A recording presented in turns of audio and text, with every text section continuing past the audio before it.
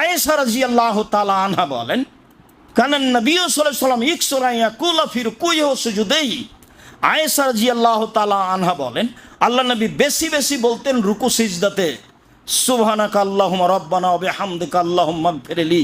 হে আল্লাহ, তোমার প্রশংসা সহকারে তোমার পবিত্রতা বর্ণনা করছি, তুমি আমাকে ক্ষমা করো যতবার ইচ্ছে।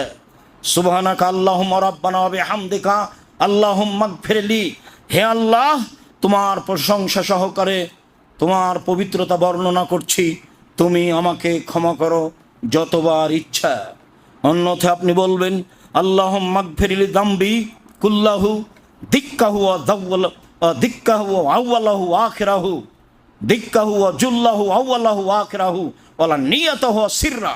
হে আল্লাহ, তুমি আমাকে ক্ষমা করো ছোট পাপ, বড় পাপ, প্রথম আগের পাপ, পরের পাপ, প্রকাশ্য পাপ, অপ্রকাশ্য পাপ, জীবনে যত পাপ করেছি প্রকাশ্য গোপনে ছোট বড় সব তুমি ক্ষমা করে দাও।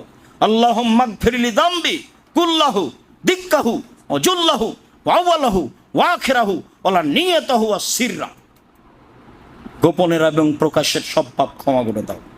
অন্যথা আপনি বলবেন, সুবহুন কুদ্দুসুন রব্বুল মালাইকাতুর রূহ।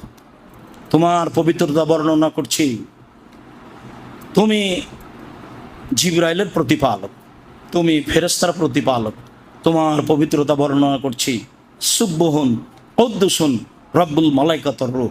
অন্যথা আপনি বলবেন, সুবহান রাব্বিয়াল আলা, উঁচু আল্লাহর পবিত্রতা বর্ণনা করছি, সম্মানিত উঁচু মর্যাদার অধিকারী আল্লাহর পবিত্রতা বর্ণনা করছি।